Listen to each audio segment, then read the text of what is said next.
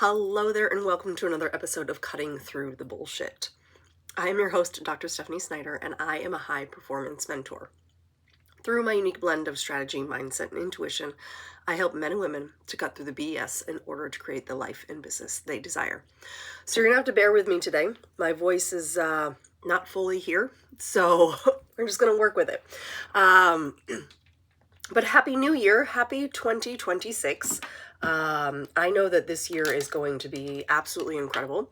I'm very excited about it. I actually have a new program called The Starting Point, which we will start next week. So at the time of listening to this, if that's something that you're interested in, feel free to reach out. This is a different way of starting the new year, and it's where it all begins, and I'm very excited about it. I'm leading myself through the process right now, and it's really, really quite fun. So today, we're going to talk about how you're operating, okay? And this is very important going into the new year because so many people, I'm seeing a little less of it now. People are really setting goals differently. But for the most part, a lot of people will set New Year's resolutions and start everything January 1st. And it becomes very much a hustle kind of approach to the year. And that is not my approach. I actually like to spend the first couple of weeks of the year just kind of reflecting and really setting a vision for the year before even putting together goals. Goals is another topic for another day, but if we're going to talk about that in the starting point, if you do want to join that program, it is just $222, and this is a 5-day program. So for today, we are going to talk about, again, how are you operating? Are you operating within your current parameters, or are you extending yourself simply because of the new year? And what do I mean by this? I mean, when many people set goals, they don't necessarily take into account the reality of their day-to-day. And I see this a lot with people, especially when they're starting new businesses. They're like, oh yeah, I have 8 hours a day in which I can commit to this kind of thing. And because they're not realistic about where they currently are, they get derailed very quickly because 8 hours is not feasible in their current schedule. And so what I like to call it is your operating parameters. Based off of where your life is right now today, what can you feasibly, realistically add to your plate without overwhelming yourself? Because the truth is, the moment that we are overwhelmed, we will go back into default, and any new thing that we're trying to work through just gets pushed to the wayside. I see it all the time. And that's why I speak a lot about being honest with yourself about where you are, where you're starting, right? The more honest you can be about where you're starting, the easier it will be for you to actually begin to make the changes that you want. If you're not being honest about where you are, those changes are never going to stick. And so it's not about being judgy in regards to where you are. It's just about being honest. And so I remember when I was first starting my business, I got really, my babies were little. My 2 little ones, I had baby number 4 had come along, and she was a newborn when I actually started my business. And so I was very honest about the time commitment that I really had for my business without overwhelming myself in regards to all of the other household items that I had to manage and take care of. I'm sorry, you're going to get a little bit of that today.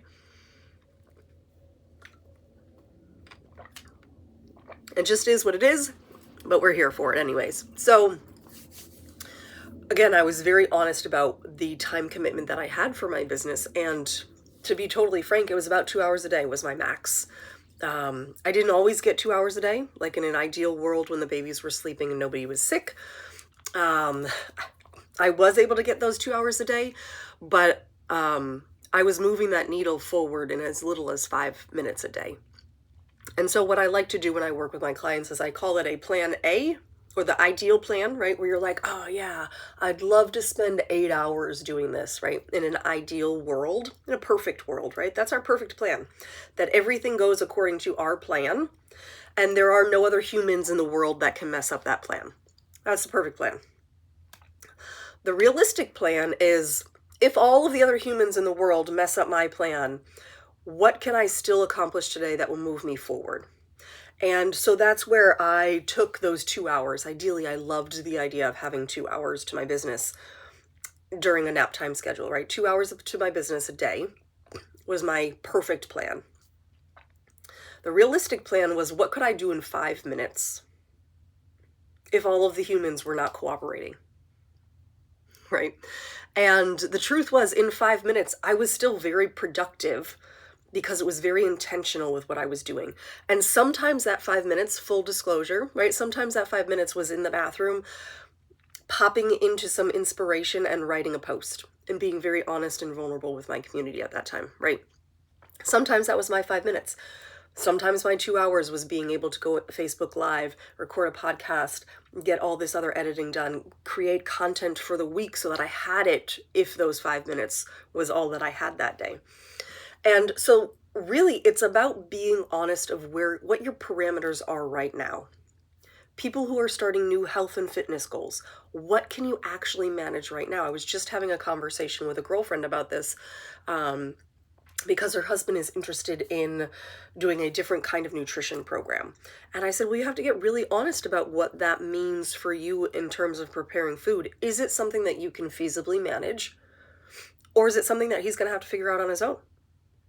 And that's okay, right? But to be honest with yourself and with your partner about that is really a good step forward. This is going to be a situation today. So I was reflecting on this because I know that I have some fitness goals this year. I didn't compete in any triathlons last year, which wasn't a huge deal because I do love playing soccer and I was still in shape, or watching my kids play soccer, right? And I was still in shape because I was doing the training through most of the year. But as I was reflecting on this the other day, I don't necessarily know that I want to do a race this year. I do know that I want to get back into more consistent trainings between my bike and the running and all the other things. And I just added jump roping to my challenge for the year this year. But it's about what can I actually do so that I'm not setting myself up for failure. And being really honest about saying, okay, I actually don't have the time to commit to a race. Right? I don't know soccer schedules yet. Those are coming out pretty soon. But once I know soccer schedules, I'll have a better idea of what I'm able to take on versus what I cannot take on, right? And so that's going to be important in terms of my commitment level to it.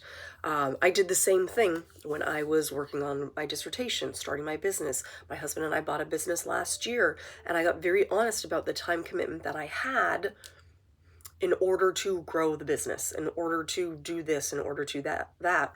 By being really honest about where it was going to fit, allowed me to actually be successful in it. It didn't create overwhelm. Yes, there was a learning curve and there were adjustments necessary, but I operated within the parameters of what I currently had. I know, as a mom, that most of my business has to happen before 2:30 in the afternoon. From 9 a.m., or 8:30 rather, like if I really want to push it, right? Between 8:30 and 2:30 is when the majority of my business has to happen. Because outside of that time frame, I'm in mom mode, getting the kids out the door to school or afternoon activities, right? Whatever it is. And so those are my parameters. Those are my working hour parameters. Yes, occasionally I will take a phone call or I'll check an email between 2:30 and 5. But that's not the majority of my work. That's a check-in that takes about 5 minutes.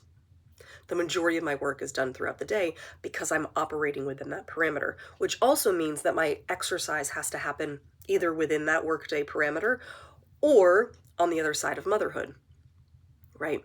Now, this doesn't mean that I am not a top priority. This means that I'm just realistic about the commitments that I have, and I know where I go, where I can fit things in, right? So that's just really important. If you are struggling with finding the time for the thing, I want you to first find out where the time is going.